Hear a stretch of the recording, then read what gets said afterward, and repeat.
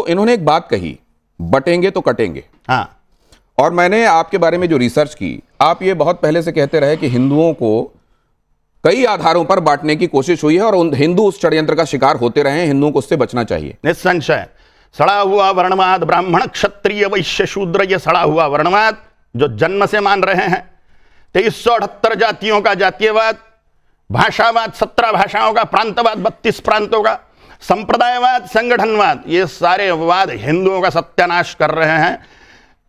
इन सभी वादों का हिंदुओं ने पूर्णतः त्याग कर देना चाहिए और मात्र हिंदू यह पहचान रखते हुए राष्ट्र के रक्षण के लिए, धर्म की रक्षा के लिए एकीभूत होकर वोटर बैंक बनना चाहिए, जिससे हिंदुओं की साख बने।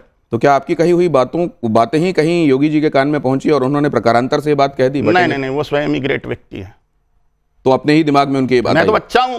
अच्छा, एक बात बताइए, के द्वारा बोलने के अनुसार तो मैं दुष्ट व्यक्ति हूं। मैं एक प्रैक्टिकल बात आपसे, व्यवहारिक बात पूछता हूं।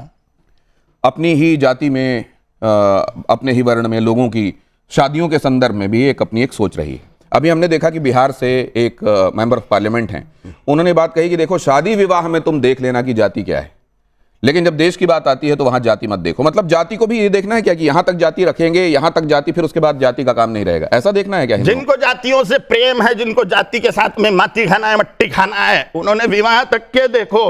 मेरा तो स्पष्ट मत है, जिनका खान पान सेम है, जिनका धार्मिक आचरण मान्यताएं सेम है और जिनकी आर्थिक कंडीशन सेम है, उन्होंने शादी कर लेनी चाहिए बिना जाति का विचार किए। ये मेरी धारणा है, ये मेरा कहना है। तो ये जब आप कहते हैं अपने फॉलोअर्स को, तो मानते हैं ये बात? पता नहीं, क्योंकि हम जिसको सम्मान देते हैं उसके 100% बात मानेंगे ये जरूरी नहीं ना। अगली बात देखिए जरा, यहां एक अगला आपके सामने एक सवाल है कि इसमें बेहतर विचारक आपको कौन लगता है और क्यों लगता है? हेडगेवार। वजह? हिंदू राष्ट्र, हिंदुत्व का समर्थन। तो आप ये संविधान की सम्मत बात कर रहे हैं जब आप हिंदू राष्ट्र की बात कर रहे हैं? निस्संशय।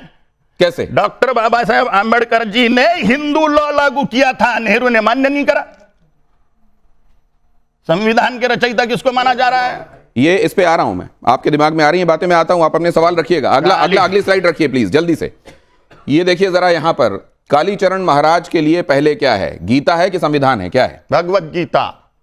भगवत गीता आपके लिए पहले? हाँ, क्योंकि कोर्ट चलता है कायदे कानून संविधान से, लेकिन वहां पर भगवत गीता पर हाथ रख के कसम खिलाई जाती है, संविधान पे नहीं। इसलिए भगवत गीता प्रथम है, क्योंकि उस पर हाथ रखा हुआ व्यक्ति।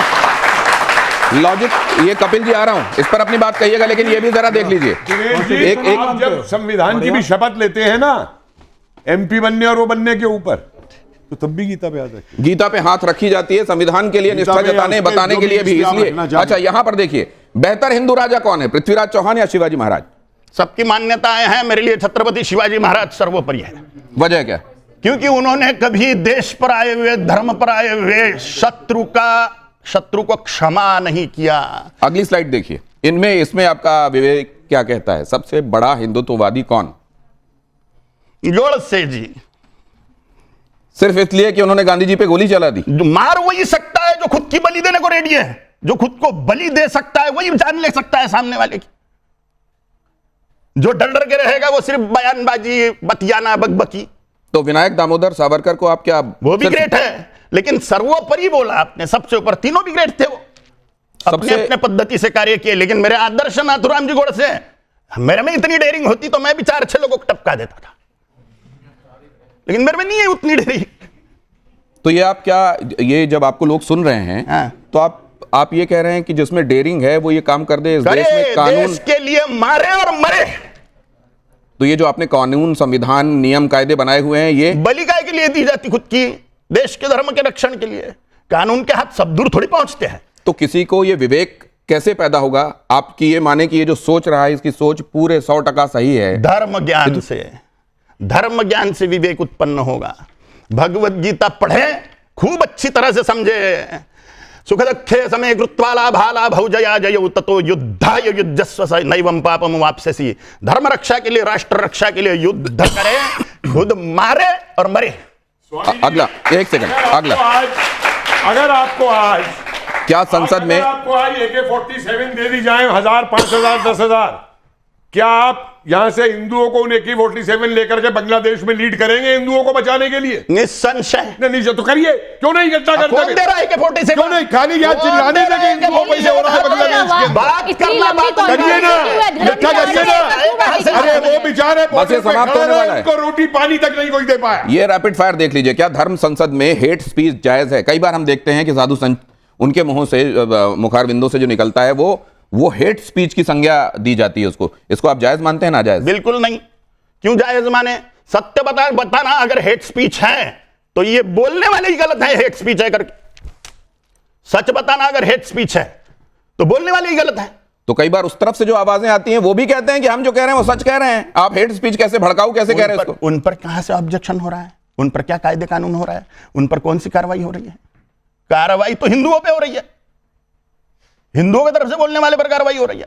अगली स्लाइड देखिए जरा, इसमें आप क्या कहते हैं? ये सवाल कहता है कि दोनों धर्म संसद में कितना अंतर है। स्वामी विवेकानंद 1893 शिकागो अमेरिका, और कालीचरण महाराज जिसमें थे रायपुर छत्तीसगढ़, इन दोनों में क्या अंतर है और कौन श्रेष्ठ है? विवेकानंद ही श्रेष्ठ है, इसमें कोई संशय नहीं है। मैं कहा किधर का कौन? मैं तो बुरा आदमी हूं बहन जी के हिसाब से, झूठा हूं। विवेकानंद जी तो ग्रेट है बहन जी, आपके हिसाब से विवेकानंद ग्रेट है कि नहीं है? विवेकानंद ग्रेट है कि नहीं? असल में तो वो यहां पे होती, अगर उनकी राय ले रहा होता मैं धर्म संकट में। यहां पर अगली स्लाइड दिखाइए। सनातन धर्म की रक्षा किससे? संत से, सरकार से, संविधान। किससे सनातन धर्म की रक्षा संभव है? संत करेंगे तो, सरकार करेगी तो संविधान। सरकार करेगा धर्म की रक्षा। सरकार माने कौन? राजाओं का समूह। 4945 राजा, 4150 विधायक, 545 लोकसभा सांसद, 250 राज्यसभा सांसद। तो ये जो विचार हैं वो विचार आपके सामने आ गए। अब जरा एक बार क्विकली मैं मेहमानों के पास, और अगर आपके पास कोई सवाल है, सवाल किससे है? हाँ। और सवाल आपका क्या है अपने दिमाग में तैयार रखिएगा, आपके पास आने वालों में। भगवत गीता पे बात करूंगा। आपने भगवत गीता की प्रशंसा करी, आपने बोला कि साहब भगवत गीता सर्वोपरि है आपके हिसाब से। भगवत गीता में 2 कॉन्सेप्ट्स पे मैं आपसे डिस्कशन करूंगा। पहला, उसमें वर्ण व्यवस्था को जस्टिफाई किया गया है, और आप झूठी बात नहीं है, मुझे मत सिखाइए, प्रमाण देंगे। हाँ सुनिए आप पहले, उसमें वर्ण व्यवस्था जस्टिफाइड है, चारों वर्णों का वर्णन है, ये पहली चीज। दूसरी चीज, भगवत गीता के अंदर यह भी लिखा हुआ है, एक जाति की औरत अगर दूसरी जाति के में शादियां शुरू कर देगी तो वर्ण संकट उत्पन्न होगा। Bhagavad Gita inter caste marriage के खिलाफ है, और आप जो कह रहे हैं वो अलग है, प्रोग्रेसिव कह रहे थे आप, जहां तक शादी का सवाल है उसमें मैं आपसे सहमत हूं। तो अब आप कैसे कह सकते हैं कि आप इसको जस्टिफाई कर रहे हैं भगवत गीता को? वो श्लोक आप बोलोगे? श्लोक मुझे मत सिखाइए, श्लोक बोलने से नहीं सर। अगर आप कोई प्रश्न पूछते हैं, मैं 21 टीकाएं पढ़ चुका हूं भगवत गीता की, सुन लीजिए, श्लोक मत सुनाइए, जवाब सुन लीजिए, जवाब सुन लीजिए। चातुर्वर्ण्यम मया सृष्टम गुणकर्म विभागशः तस्य कर्तारमपि मां विद्य कर्तारम अव्ययम। ये वो श्लोक है। चारों वर्णों की रचना मैंने गुण और कर्मों से करी हुई है, जन्म से नहीं। कोई ब्राह्मण क्षत्रिय वैश्य शूद्र जन्म से नहीं होता।